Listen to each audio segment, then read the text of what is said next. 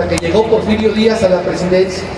Y para beneficiar a las empresas mineras, Porfirio Díaz cambió el código minero de la época y dijo que el subsuelo pertenecía al propietario del suelo.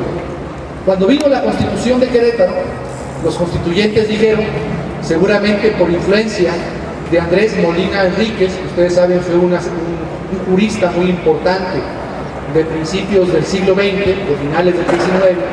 Andrés Molina Enríquez orientó a muchos diputados constituyentes y les dijo, no, es muy importante que les quitemos la riqueza a los extranjeros del subsuelo y que volvamos al principio de la colonia para que el subsuelo sea de la nación.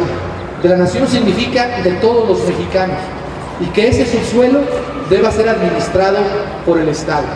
Entonces la Constitución de Querétaro estableció ese principio, y cuando se estableció, inmediatamente comenzaron los conflictos diplomáticos, legales y políticos con las grandes empresas, no solamente ya mineras, sino petroleras, porque ya el petróleo comenzaba a ser muy importante en el mundo entero como un factor del desarrollo industrial de los pueblos y de los países. ¿Y qué pasó? Pues las empresas petroleras y mineras iban ante la Suprema Corte de México de la época, y allá por 1923, 1922, la Suprema Corte Mexicana dictó fallos muy, como es la Corte, ¿no?, aún hoy en día, fallos muy tímidos, para decir, bueno, el subsuelo pertenece a la nación, y ahí el pleito era si aplicaban o no retroactivamente la Constitución de Querétaro, es decir, si la Constitución podía aplicarse a las concesiones que se habían otorgado en el gobierno de Porfirio Díaz antes. Y entonces la Corte a veces decía que sí, que podía aplicarse retroactivamente, y a veces la Corte decía que no, y el gobierno de los Estados Unidos y el gobierno de la Gran Bretaña presionaban a los presidentes de México de la época. Se dice que una de las razones por las que es asesinado Venustiano Carranza era por su defensa, en eso Venustiano Carranza era congruente, por su defensa del subsuelo mexicano y de los recursos del subsuelo para la nación.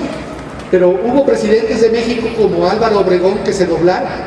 Ustedes saben que en la historia de México hay un hecho ignominioso, un hecho terrible, que fue la firma de unos acuerdos que se llaman los tratados o los acuerdos de Bucareli, que son acuerdos de 1923 que celebraron en secreto con el gobierno de los Estados Unidos para beneficiar a las grandes empresas petroleras y para que no se aplicara retroactivamente la Constitución de Querétaro, para que las concesiones que estas empresas habían obtenido antes de la promulgación de la Constitución de Querétaro se regularan conforme al régimen jurídico de la época de Porfirio Díaz y no conforme al régimen jurídico de la Constitución de Querétaro. Así siguió la lucha. Obregón, Calles, todos tuvieron problemas con los Estados Unidos. Los Estados Unidos los amenazaban: no te vamos a reconocer como presidente si no aceptas los acuerdos de Bucareli, si aceptas que la Constitución de Querétaro se aplique retroactivamente. Si haces eso, no te reconocemos como presidente. Y la historia llegó, como ustedes saben, hasta Lázaro Cárdenas. Y bueno, las circunstancias históricas del país, las circunstancias mundiales, la posible guerra mundial, todo esto favoreció a que Cárdenas, con su espíritu patriótico y nacionalista, fuera un poco más allá de la Constitución de Querétaro. Y no solamente con Cárdenas se decreta la expropiación y la nacionalización del petróleo, sino que en 1940 se hace un cambio muy importante a la Constitución, al párrafo 6, y se dice no solamente que el subsuelo es de la nación, sino la Constitución reformada a propuesta de Lázaro Cárdenas va a decir a partir de 1940 que se prohíben las concesiones. Y con esto, pues, todas las concesiones que se habían dado se declararon nulas y el Estado mexicano recuperó el control de los hidrocarburos del país. Y se constituye Petróleos Mexicanos por esos años, pero bueno, las empresas petroleras no se quedaron satisfechas, siguieron presionando al gobierno mexicano.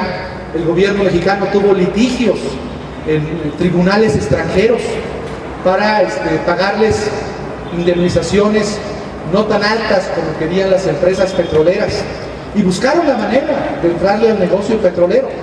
Y dijeron, muy bien, ya con Lázaro Cárdenas, además de expropiar y de prohibir las concesiones, se nos impide el paso. Pero vamos a inventar otra forma para entrar al negocio petrolero de México. Entonces dijeron, ya no podemos tener concesiones, pero podemos tener contratos. Y Ávila Camacho, que era un presidente pues débil, no era un presidente tan fuerte, no tenía el respaldo popular de Lázaro Cárdenas, acepta una reforma a la ley reglamentaria del artículo 27 de la Constitución para permitir contratos. Entonces hay contratos, no solamente con empresarios nacionales, sino con empresarios extranjeros. Y el colmo fue en el sexenio, esto fue el colmo, en el sexenio de Miguel Alemán, porque estos contratos pasaron a ser contratos que se llamaron riesgo, en donde México o Pemex celebraba el contrato, el gobierno mexicano vía Pemex, con el empresario extranjero del petróleo, y decían, bueno, son contratos por 25 años, por 50 años, y vamos a tener una parte de la renta petrolera. Ahora les explico lo que es la renta petrolera. En lugar de que la nación mexicana se quede con la totalidad de la renta petrolera, pues no la debe compartir. ¿Qué es la renta petrolera? La renta petrolera, para decirlo en términos sencillos, es la utilidad, es el beneficio por la venta del petróleo. Hoy en día, un barril de petróleo, extraerlo del subsuelo, más o menos Pemex gasta 8, 9, 10 dólares por extraer un barril del subsuelo. Pero el barril, como ustedes saben, de petróleo en el mercado internacional cuesta más o menos 103, 104 dólares, más de 100 dólares. Es decir, la renta petrolera es la resta de lo que vendemos el petróleo en el mercado internacional a más de 100 dólares y lo que nos cuesta extraerlo del subsuelo. Si nos cuesta 10 dólares extraerlo del subsuelo y lo vendemos a más de 100 dólares, la renta petrolera son 90 dólares. Esta es una riqueza impresionante. Es falso lo que se dice de que Pemex es una empresa que no tiene ganancias. Pemex, antes de pagar los impuestos, porque hay que decir que de esos 90 dólares, como 70, Pemex los paga en impuestos, en derechos se llama, en derechos a la Secretaría de Hacienda, solamente se queda como con 20 dólares para mantener en funcionamiento los pozos y el pago de la burocracia, y desde luego también la corrupción que hay en Pemex, que no niego. Pero Pemex paga de esos 90 dólares de la renta petrolera aproximadamente 70 dólares al fisco mexicano. Pemex es el contribuyente más grande del fisco, es la empresa que más paga impuestos. No es la Coca-Cola, no es Bimbo, no es Telmex, no, es Pemex. Pemex es el que paga más impuestos en México. ¿Y esos impuestos a dónde van? Pues esos impuestos van al presupuesto. Se supone que, o se dice, y esto es así porque cada año cuando se aprueba la ley de ingresos y el presupuesto, lo sabemos los que hemos estado en la Cámara, el 40% del presupuesto es de los impuestos de Pemex. De cada 100 pesos, 40 pesos del presupuesto para escuelas, para hospitales, para pagar a maestros, a enfermeras, a médicos, para construir carreteras, presas.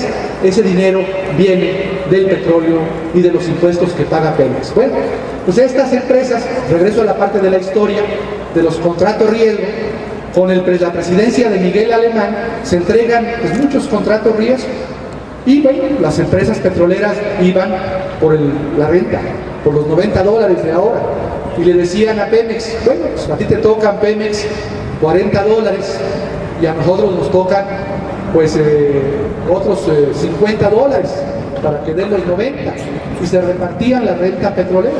Esto desde luego era profundamente injusto porque había renta petrolera que el Estado mexicano no recibía, pero además pues había excesos de las empresas petroleras, excesos medioambientales, se contaminaba, se trataba mal a los trabajadores, y presidentes posteriores a Miguel Alemán, Ruiz Cortines, decidieron hacer un cambio legal y decir, no vamos a aceptar estos contratos riesgo, porque estos contratos riesgo implican una concesión, y vamos a prohibir los contratos de riesgo. Y Luis Cortines envía la iniciativa el último día de su presidencia. Luis Cortines también le tenía miedo a los Estados Unidos y a las grandes petroleras mundiales. Y en el siguiente gobierno, que fue el de López Mateos, se aprueba esta reforma a la ley, pero también a la Constitución. Y ahora la Constitución, así dice actualmente, los hidrocarburos son de la nación. Se prohíben las concesiones y los contratos para que no haya contrato riesgo. Y así iba la historia.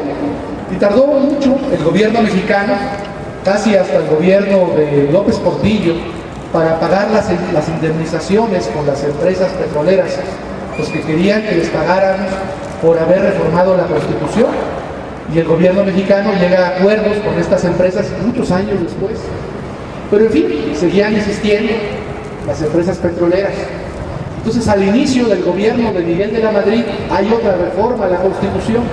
Ahora no al artículo 27, pero sí al artículo 28 y al artículo 25.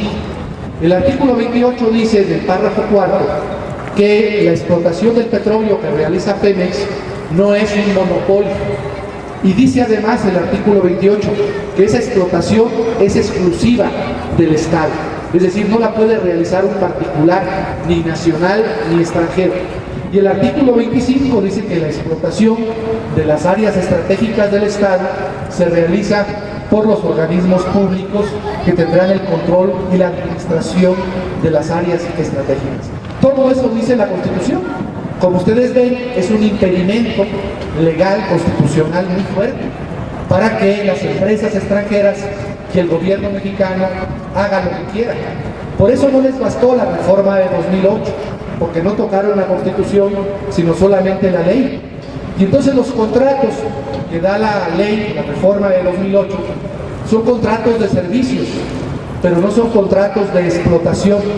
Ahora quieren ellos mismos sacar el crudo y tener el control sobre la explotación del crudo, sobre los barriles que se extraen diariamente en todos los pozos petroleros del país.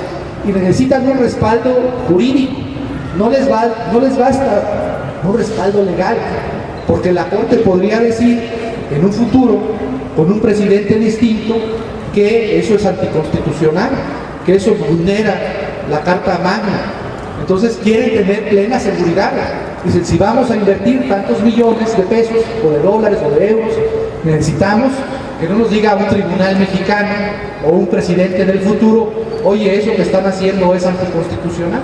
Por eso ahora quieren reformar la Constitución, y por supuesto van a reformar la Constitución y todas las leyes que puedan, pero lo más importante es la reforma a la Constitución.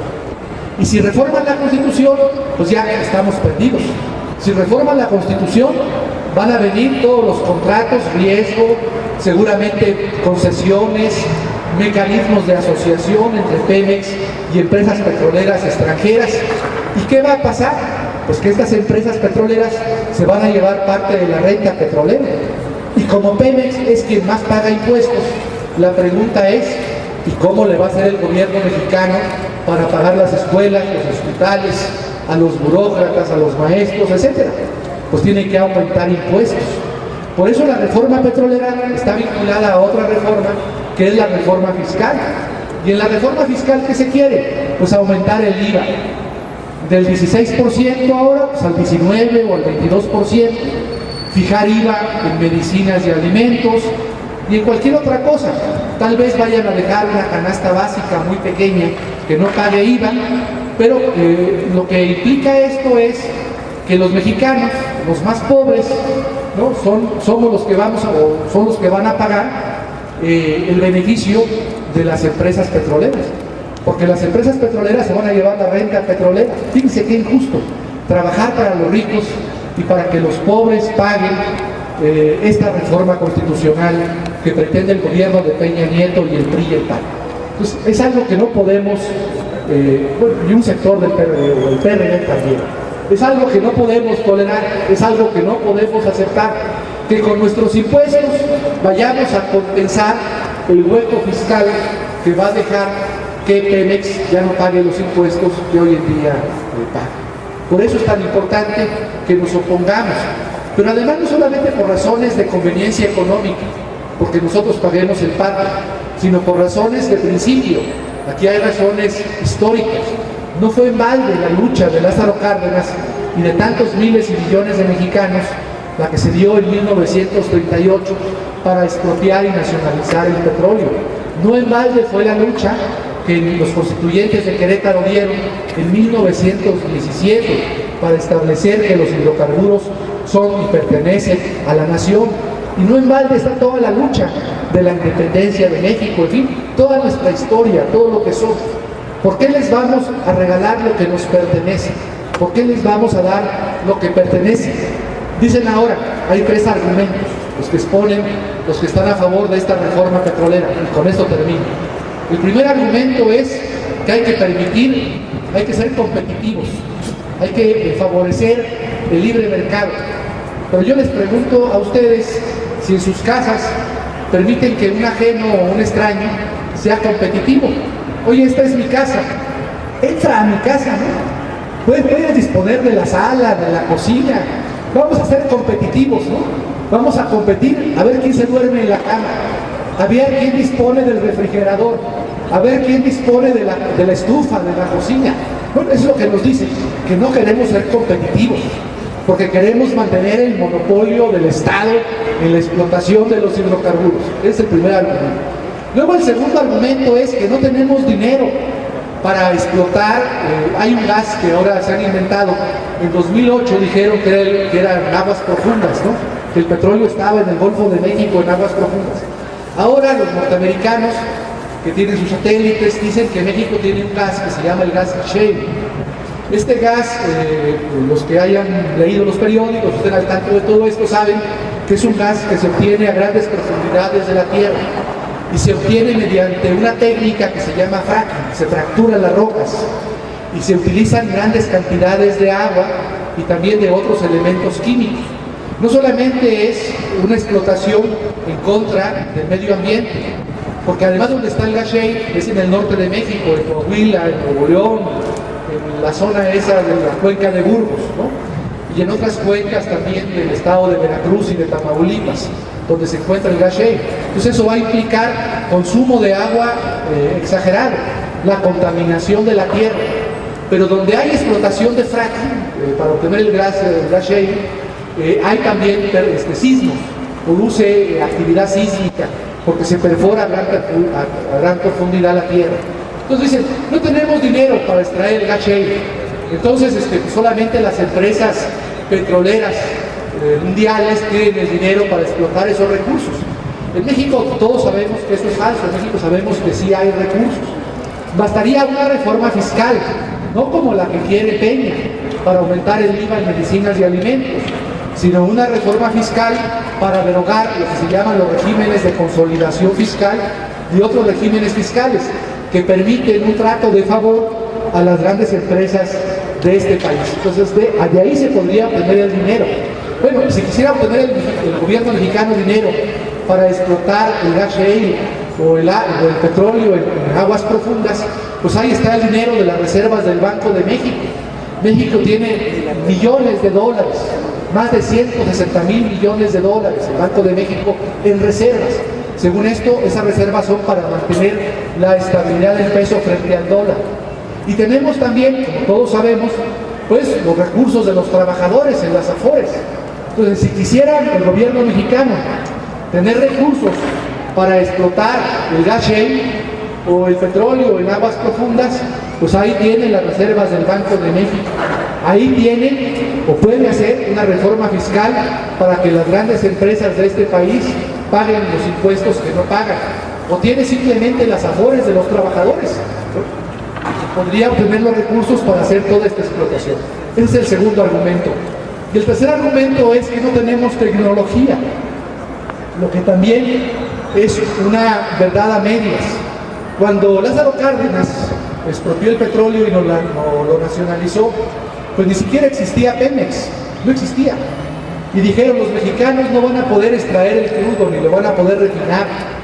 Y a los pocos años, nuestro gobierno, Pemex, se volvió una empresa competitiva a nivel mundial y desarrolló la tecnología. En México la podemos desarrollar.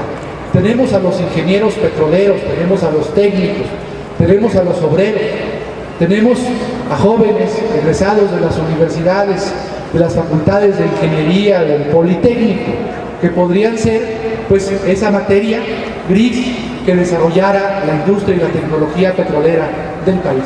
O sea, todo eso es posible.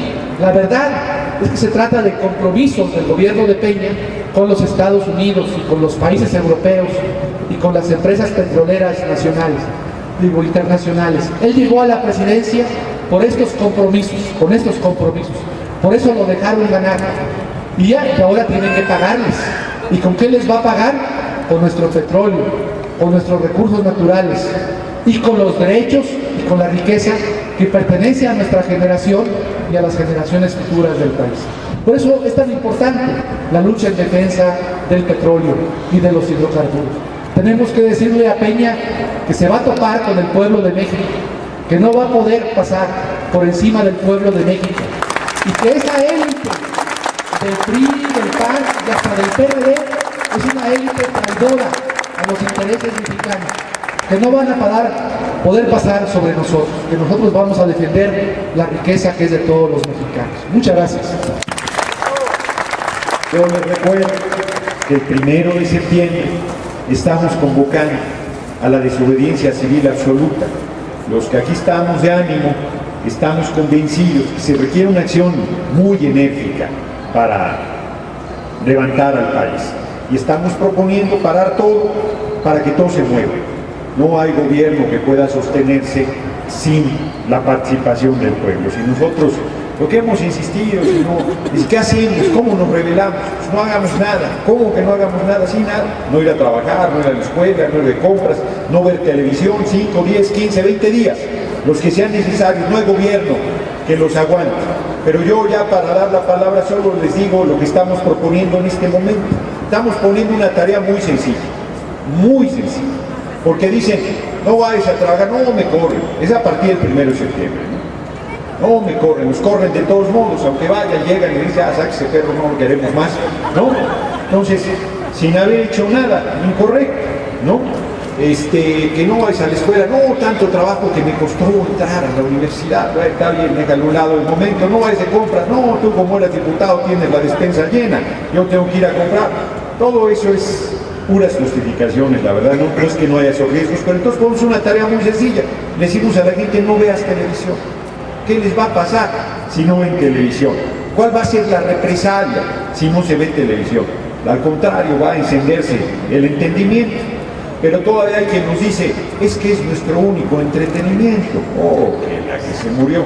Entonces, podían darle gusto al gusto, tantas cosas que puede hacer uno. En vez de ver la televisión, leer muchas cosas. Tenemos el lugar 107 de 108 países en lectura. Me parte el alma ese dato. Y el primer lugar en obesidad en el mundo. O sea, de verdad el país está hecho una desgracia, tenemos que rescatarlo, pero vuelvo al tema ya para la palabra. Entonces proponemos, está bien, más fácil se las ponemos todavía, está bien, vean televisión, pero no vean Televisa. Solo eso, no vean Televisa. Bueno, si el pueblo durante 30 días no ve Televisa, le rompemos la columna vertebral a una de las herramientas más poderosas de control que tiene el sistema, que es la televisión y que es Televisa, son los canales. ¿Qué nos pasa si no vemos Televisa? Se va a salir López Dóriga de la pantalla y nos van a guiar, ¿qué va a pasar? No va a pasar nada, ¿no? Entonces es una tarea que ahí la estamos proponiendo para allá, para hoy mismo, no ver Televisa. Y ahí no hay pretexto, no hay represalia, no se juega nadie la vida, no toman una carretera, no enfrentan al ejército, no hay que hacer más que cambiarle el canal. Eso, francamente, y ni siquiera hay que pararse, porque ahora con los controles remotos, no, uno le cambia el pinche canal, ¿no? Y en vez de que le den y le den y le den, se saltan los de Televisa, ¿no? Esos no, ¿no? Entonces está clara la tarea, ¿no? Convenzámonos y convenzamos a los demás de empezar con esta tarea, no ver Televisa. Y verán el daño que les vamos a hacer. Porque al no ver Televisa dejamos de ver las cochinas que anuncian, dejamos de comprar los productos que hacen, o sea, ni siquiera con esa medida se toma una decisión de fuerza muy grande, pero seguimos con lo del 1 y el 8, si llegáramos al 8 ya, termino, con el país detenido, entonces la concentración del Zócalo sería la celebración del inicio de la transformación profunda del país.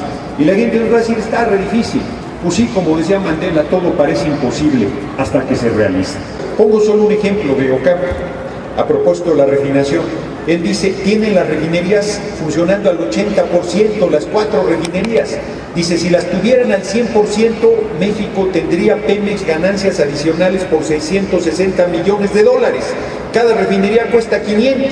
De 2003 a 2007 se habrían construido las 4 refinerías que se necesitan, ya no estaríamos importando gasolina, no tendría por qué estar subiendo como sube cada mes la gasolina, y encima tendríamos ganancias por 160, 300, 640 millones de dólares en los 4 años y 4 refinerías construidas.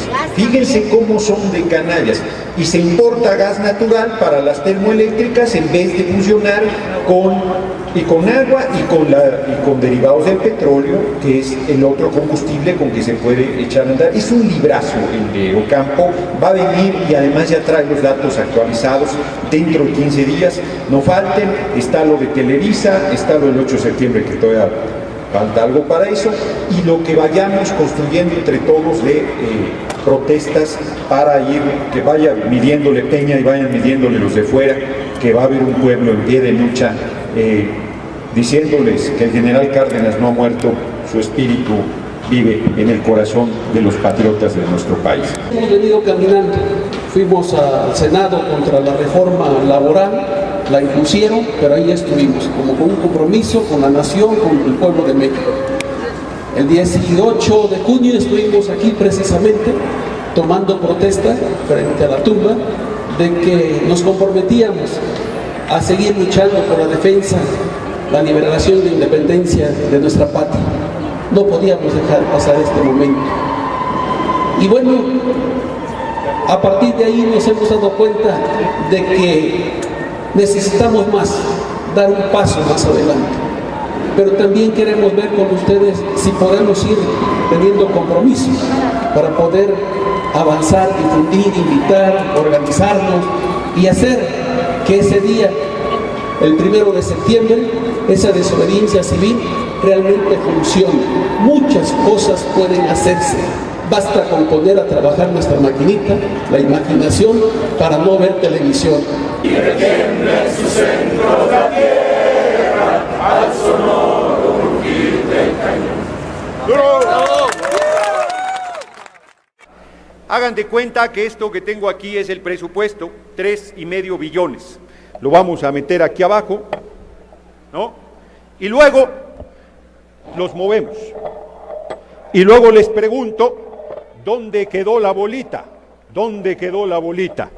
Los tratados o los acuerdos de Bucareli, que son acuerdos de 1923, que celebraron en secreto con el gobierno de los Estados Unidos para beneficiar a las grandes empresas petroleras y para que no se aplicara retroactivamente la Constitución de Querétaro, para que las concesiones que estas empresas habían obtenido antes de la promulgación de la Constitución de Querétaro se regularan conforme al régimen jurídico de la época de Porfirio Díaz y no conforme al régimen jurídico de la Constitución de Querétaro. Así siguió la lucha. Obregón, Calles, todos tuvieron problemas con los Estados Unidos, hasta que llegó Porfirio Díaz a la presidencia, y para beneficiar a las empresas mineras, Porfirio Díaz cambió el código minero de la época y dijo que el subsuelo pertenecía al propietario del suelo. Cuando vino la Constitución de Querétaro, los constituyentes dijeron, seguramente por influencia de Andrés Molina Enríquez, ustedes saben, fue un jurista muy importante de principios del siglo XX, de finales del XIX. Andrés Molina Enríquez orientó a muchos diputados constituyentes y les dijo, no, es muy importante que les quitemos la riqueza a los extranjeros del subsuelo y que volvamos al principio de la colonia para que el subsuelo sea de la nación. De la nación significa de todos los mexicanos, y que ese subsuelo deba ser administrado por el Estado.